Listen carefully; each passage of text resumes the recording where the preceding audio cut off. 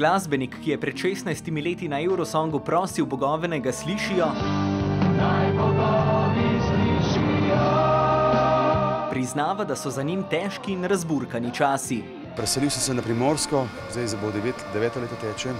In to je tak velik trenutek v življenju, ki če bi prej vprašal, če bom to sposoben narediti, bi rekel ni šans.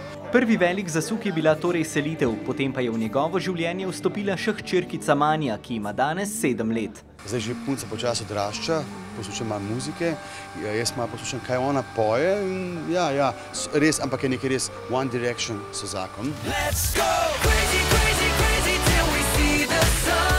Pred letom in pol je Vili dobil še sinčka Matijasa, ki mu je življenje po Abrahamu obrnil na glavo. Zdaj po noči se zbujaš, jaz se slišim po noči, ko se joka in se zbudim in jasno, slabo spiš.